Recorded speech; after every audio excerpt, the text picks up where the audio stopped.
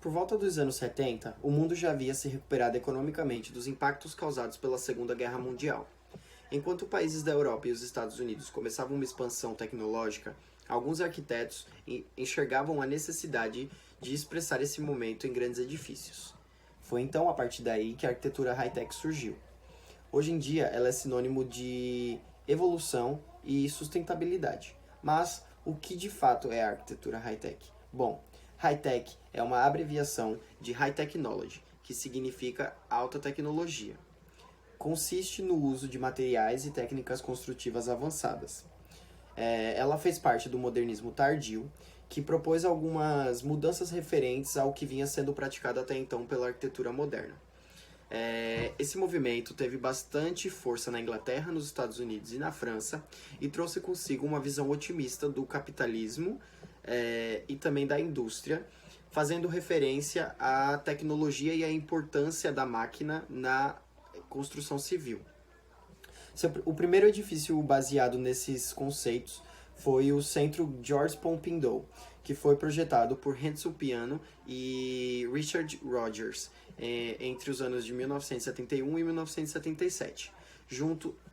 Esses dois arquitetos, juntamente com Norman Foster, são os principais nomes da arquitetura high-tech que, ao longo deste seminário, vão ser aprofundados com um pouco mais de detalhe, tanto nas características quanto na análise de algumas obras e também no impacto causado por esse conceito aqui no Brasil.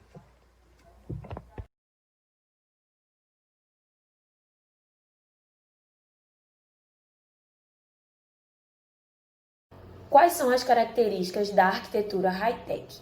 A arquitetura high-tech consiste na utilização de materiais específicos de alta tecnologia para a criação de imóveis ou empreendimentos contemporâneos e funcionais.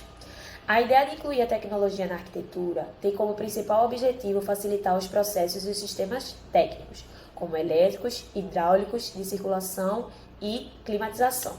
Lembrando que a tecnologia não tem a ver com a estética, e sim com as funcionalidades que os usuários do espaço podem ter. Entre as características desse estilo arquitetônico, destacam-se a automação de sistemas, uso de luz solar e conforto térmico. E uma curiosidade é que muitas das primeiras obras high-tech não são tecnológicas. Um exemplo são as casas automatizadas, que estão cada vez mais avançadas, inteligentes, mas não necessariamente têm uma arquitetura tecnológica.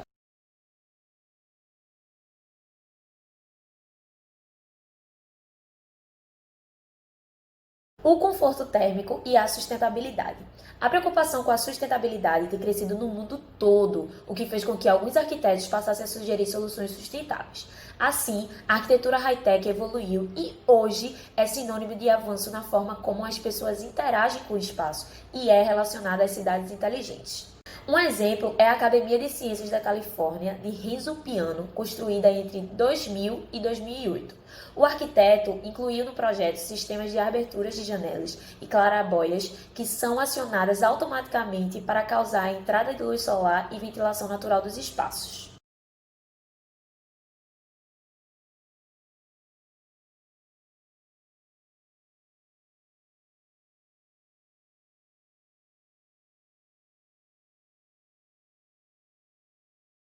Lembrando também que outra característica é o uso de cores vivas e acabamentos metálicos que lembram muito a arquitetura industrial. Vidro, ferro, aço inox e alumínio são os materiais utilizados na arquitetura high-tech.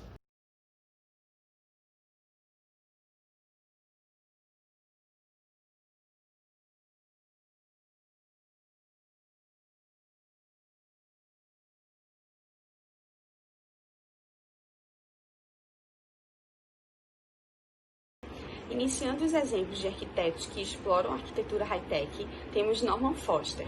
Ele foi venerado como o principal nome da arquitetura high-tech. Veio construindo a sua carreira ao longo de 4 décadas de trabalhos. Sua característica principal é o uso do aço e do vidro. Ele gosta muito de aproveitar a iluminação natural de forma mais criativa e ousada. Ele assinou a simbólica restauração que teve no prédio do parlamento alemão.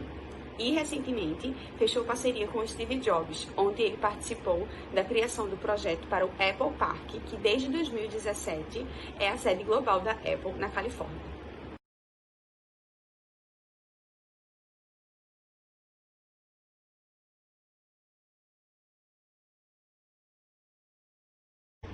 Renzo Piano é um arquiteto italiano que ele é bastante conhecido pela sua abordagem mais refinada e mais delicada na arquitetura, que pode ser vista em seus museus e diversos outros prédios que ele tem construído em várias partes do mundo.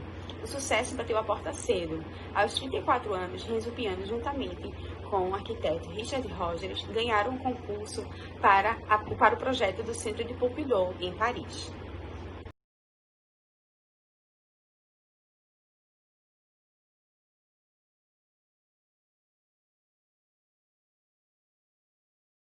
Richard Rogers, que juntamente com Renzo Piano foram os vencedores do concurso para o Centro de Pompidou em 1971 em Paris, revisitou todo o estilo high-tech na sua obra para impor no seu novo projeto, que foi o edifício Lloyd's em Londres.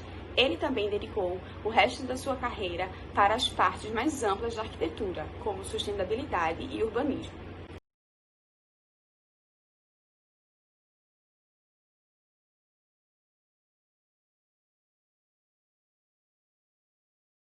Nicholas Greenshaw herdou o interesse por projetos dentro de casa, pois seu pai, assim como seu avô, eram engenheiros e sua mãe pintora de retratos. Ele foi premiado com o prêmio de Edifício do Ano pelo seu terminal ferroviário de Waterloo e é muito conhecido por ter desenhado o projeto do Eden Project.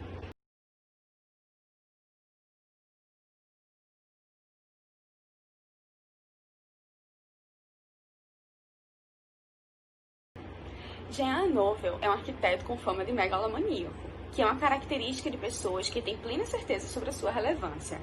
Ele também é conhecido como arquiteto da luz e contém suas próprias características exclusivas. Uma delas é a linearidade, que aparece de forma sutil e sem interferências externas. São esses pequenos detalhes que deixam suas obras com um toque único e exclusivo.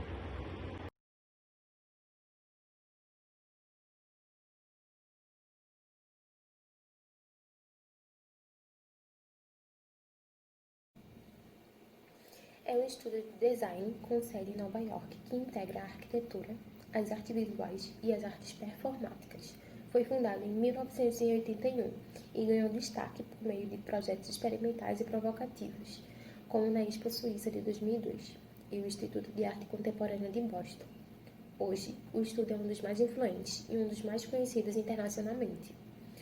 O estúdio esteve envolvido em 2 projetos importantes para Nova York, inaugurados em 2019.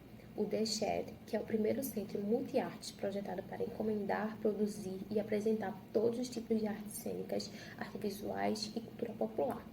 E a renovação e expansão do Museu de Arte Moderna, MoMA.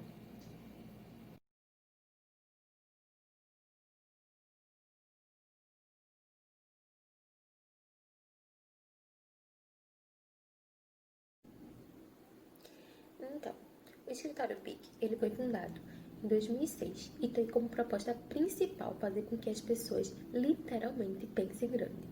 O arquiteto realiza projetos grandiosos em todo o mundo e a sustentabilidade é a sua marca registrada. Todas as suas obras trazem inovações e tecnologias pensadas para a manutenção e a garantia de um futuro mais próspero para as próximas gerações. O The Mountain e o Eight House traduzem isso com perfeição. Localizados na Dinamarca, foram o cartão definitivo de apresentação do escritório. As 2 construções são conjuntos de apartamentos residenciais, com um visual futurista que foge bastante da arquitetura tradicional de Copenhague.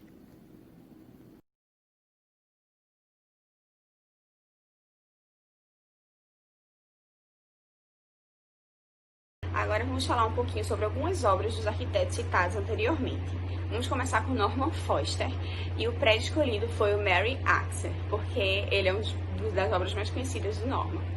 Informalmente conhecido como Green Key, que é pepino em inglês, é um arranha-céu comercial localizado na cidade de Londres, que é o principal distrito financeiro londrino. Foi concluído em dezembro de 2003 e inaugurado em abril de 2004. Com 41 andares e 180 metros de altura, ele fica nas antigas instalações de um antigo shopping que foi fortemente danificado em 1992 com a explosão de bombas colocadas pelo exército republicano irlandês. O edifício tornou-se uma grande característica reconhecível em Londres, porque ele é um belo exemplo reconhecido da arquitetura contemporânea londrina. Agora falando sobre a obra de Renzo Piano, Charlie London Bridge, também conhecido como London Bridge Tower, é um arranha-céu em formato de pirâmide, inaugurado em 5 de julho de 2012, também em Londres. Com mais de 310 metros de altura, o edifício é o mais alto da Europa Ocidental e também é a segunda estrutura autônoma mais alta do Reino Unido. A torre tem 72 andares habitáveis com terraço panorâmico e uma grande galeria ao ar livre, que fica no último andar, que tem uma vista privilegiada. Ele foi projetado de forma triangular, da sua base até o topo, e ele foi revestido inteiramente de vidro. Agora, o Lady Hall Street, que é uma obra de Renzo Piano, também é um arranha-céu em Londres, que ele contém 225 metros de altura e 47 andares. Grande parte da sua estrutura é ocupada por bancos e seguradoras. Ele foi inaugurado em julho de 2014, mas a sua construção foi iniciada em 2011. Ele é conhecido informalmente como ralador, porque o seu formato faz lembrar o utensílio doméstico de cozinha. O material usado em sua estrutura é o aço. Castles Grise, ou Museu de Artes Grise, é a obra de Peter Cook, que fica situada em Grise, na Austrália. É um museu de arte moderna, fundado em 2003, e a sua construção contemporânea fica em meio a outras tradicionais construções europeias. Seu design contemporâneo lembra uma bolha, e o seu interior reserva um enorme arsenal nas áreas de design, novas mídias, cinema e fotografia. O edifício dispõe de uma área de 2.500 metros quadrados, dividido em áreas para exposição, hospedagem e espaços comuns. Toda a fachada do prédio é composta por painéis de vidro acrílico semi-transparente.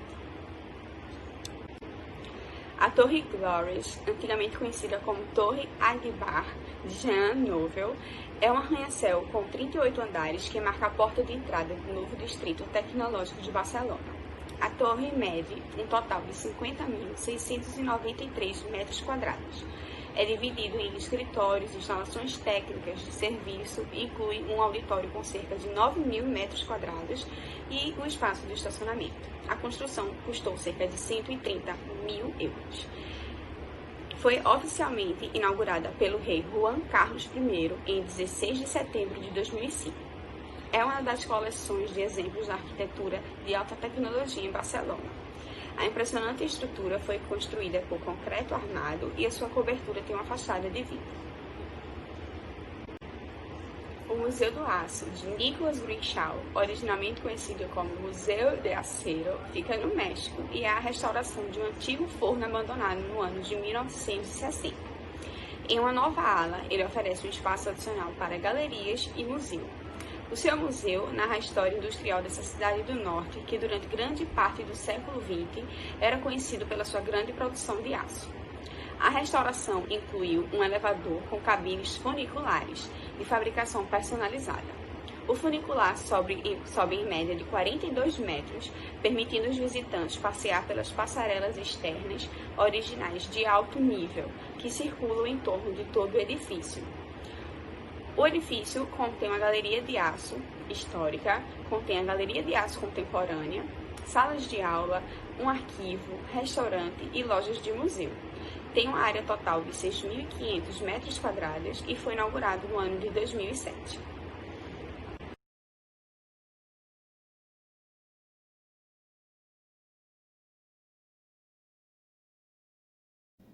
Então, como foi dito anteriormente, a arquitetura high-tech ela possui mais força nos Estados Unidos, na Inglaterra e na França. No Brasil, ela ainda é rara, e o arquiteto brasileiro que mais se aproximou desse estilo foi João Filgueira Lima, mais conhecido como Lelé. O que aproxima seu trabalho das ideias, por exemplo, de Norman Foster, Renzo Piano e os outros arquitetos que citamos anteriormente, é o interesse na potencialidade das tecnologias. Ele busca sempre o conforto térmico e apresenta soluções técnico-construtivas, como, por exemplo, a argamassa armada. Essa preocupação com as questões ambientais, ela assume um tema primordial nos projetos high-tech, fazendo com que a tendência tecnológica da arquitetura continue cada vez mais em alta.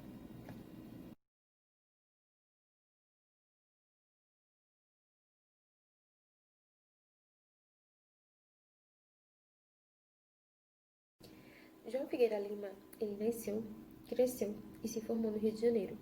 Se mudou para Brasília ainda recém-formado, onde construiu, projetou e colaborou com Oscar Niemeyer na construção da cidade de Brasília. A obra arquitetônica de Lelê é caracterizada pela busca da racionalização e da industrialização da arquitetura. Durante sua trajetória, ele se especializou na fabricação e no uso de pré-moldados e desenvolveu o processo de industrialização da argamassa armada. O seu projeto arquitetônico mais reconhecido é o Centro de Reabilitação de Sara Kubitschek. As principais estratégias utilizadas foram as questões bioclimáticas, onde ele privilegiou a iluminação e ventilação natural, evitando assim o uso do ar-condicionado e diminuindo os riscos de infecção.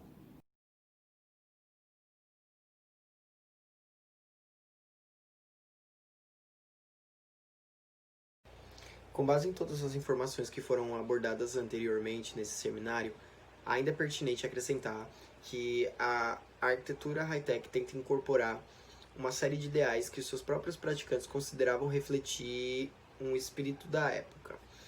Essa abordagem de construção, com o arquiteto tendo tanta responsabilidade com a cidade, tanto quanto com o próprio edifício, foi tema-chave de muitas estruturas projetadas no estilo high-tech.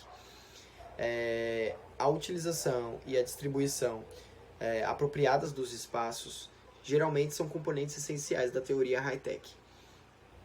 Esses ideais são frequentemente encontrados em conjunto com preocupações práticas sobre a habitabilidade e praticidade. As preocupações com a adaptabilidade, a sustentabilidade, o mundo industrial e a mudança e o mundo industrial em mudança provocam uma alternância na maneira como muitos arquitetos ao redor do mundo enfrentam o desafio de projetar edifícios.